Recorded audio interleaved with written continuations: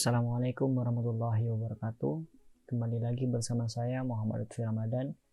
Pada kesempatan kali ini saya akan membahas mengenai cara memilih topik penelitian. Yang pertama yaitu ada niat dan motivasi yang kuat. Apapun yang kita lakukan, tentunya kita harus memiliki niatnya. Setiap memulai suatu hal, alangkah baiknya jika diawali dengan niat dan motivasi yang kuat.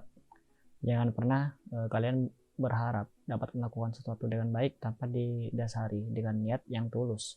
Jadi kita harus menanamkan niat yang tulus dulu dalam diri kita sendiri.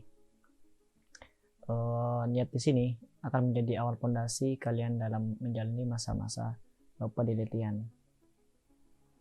Selanjutnya yang kedua yaitu ada sesuaikan dengan bidang. Jadi ketika kita memilih topik dalam penelitian, alangkah baiknya kita itu pilih yang sesuai dengan bidang kita, karena itu akan memudahkan kita dalam melakukan penelitian tersebut. Jangan malah kita lintas dengan bidang kita. Setelah kita menyesuaikan dengan bidang kita, cobalah kita untuk membuat daftar list atau checklist kemampuan yang kita miliki. Dari daftar kemampuan yang kita miliki, maka kita akan bisa menemukan tema yang berkaitan dengan keterampilan kita. Selanjutnya kita bisa memilih tema yang dirasa menarik dan bisa kita kerjakan. Jangan hanya menarik, tapi harus juga kiranya kita mampu mengerjakan tema tersebut nantinya. Selanjutnya, cari referensi sebanyak mungkin. Usahakan selalu mencari tahu terlebih dahulu mengenai topik yang akan kita pilih. Karena jika topik yang kita pilih tidak memiliki banyak referensi, dapat dipastikan penilaian kita akan terhambat karena susahnya mencari referensi tersebut.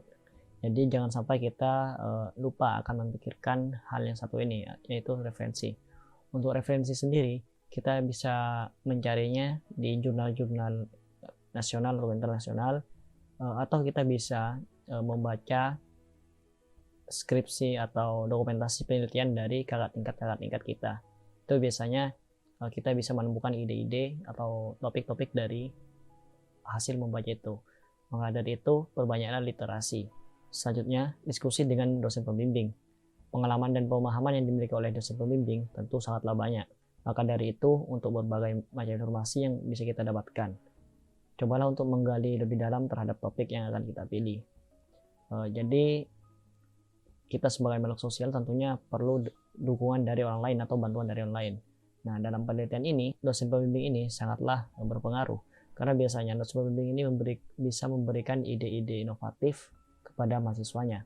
Tapi perlu kita pikirkan lagi, kita mampu atau tidak. Kalau kita mampu, ya kita tinggal eksekusi saja. Selanjutnya, memilih topik yang menarik. Semua yang melakukan penelitian tentu ingin topik yang dipilih itu menarik. Selain itu, pembimbing juga lebih menyukai mahasiswa yang kreatif dan memiliki inovasi tinggi atau inovatif, termasuk dalam menentukan topik yang dibuat menarik perhatian lingkungan. Tapi kembali lagi seperti yang saya jelaskan, kita harus memikirkan juga kita mampu atau tidak.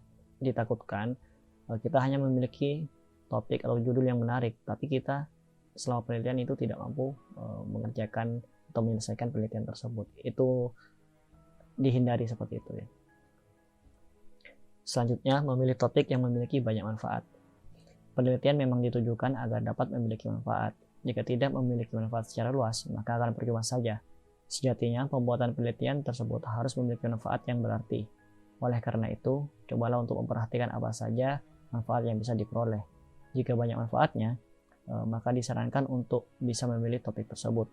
Dijamin pembimbing juga akan setuju dengan topik yang kita angkat. Memang hal utama dalam penelitian itu adalah manfaat.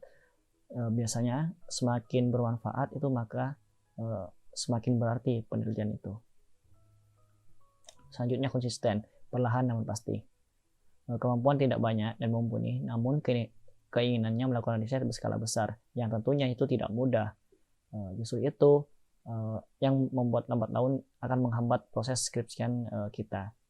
Jadi jika case-nya seperti ini, maka kita jangan sampai menunda-nunda. Kita tidak apa-apa perlahan, tapi kita konsisten. Jadi waktu itu tidak terbuang secara sia-sia. Kita bisa melakukan atau mencicil riset atau penelitian kita. Selanjutnya, membuat daftar deadline target yang akan kita capai. Jadwalkan setiap kegiatan yang akan dilakukan, susun secara terperinci jadwal kita. Bila perlu, buatlah to-do list untuk setiap proses yang kita hadapi. Hal ini juga akan membantu konsistensi dalam menyelesaikan skripsian atau penelitian kita dalam tepat waktu. Ini erat hubungannya dengan poin yang sebelumnya, yaitu konsisten. Jadi biasanya kita kalau sudah membuat note atau catatan atau bahkan to-do list, itu akan lebih terstruktur dan kita bisa lebih cepat atau tepat waktu nantinya. Selanjutnya, bergabung dengan proyek penelitian dosen. Banyak sekali proyek yang dilakukan dosen-dosen kita semua. Biasanya mereka membutuhkan bantuan dari mahasiswa sebagai asisten mereka dalam melakukan riset. Hal ini juga akan membantu kalian atau membantu kita dalam meminimalisir banyaknya pengeluaran. Namun, kita juga harus aktif dalam berusaha mencari proyek dosen. Jangan segan untuk bertanya dan mendekati dosen-dosen kalian. Jadi, bukan kita menunggu dan sampai diminta oleh dosen untuk membantu, kita juga harus aktif untuk mencari tahu apakah dosen tersebut akan melakukan penelitian dan butuh pembantu atau asisten. Nah, kita bisa masuk di dalamnya atau bergabung di dalamnya. Selanjutnya, melakukan pengembangan penelitian. Penelitian memang merupakan hal baru yang harus kita lakukan. Namun dalam penelitian juga bisa melalui pengembangan. Tentunya banyak sekali hal yang perlu dilakukan dalam pengembangan. Kita bisa mencari banyak sumber penelitian yang terkait dengan bidang kita. Contoh pengembangan penelitian ini, misalnya teknologi sebelumnya itu sudah ada, katakanlah pembuat es otomatis. Nah, di penelitian kita boleh mengangkat tema yang sama, namun dengan beberapa pengembangan. Misalnya optimasi pada alat-alatnya atau pada bahan-bahannya seperti itu. Itu merupakan pengembangan penelitian. Jadi tidak harus hal yang baru ya. Kita bisa mengadopsi penelitian yang sudah ada. Oke, itu saja dari saya. Semoga bermanfaat tips-tips untuk menentukan topik penelitian. Kurang lebihnya mohon maaf. Wassalamualaikum warahmatullahi wabarakatuh.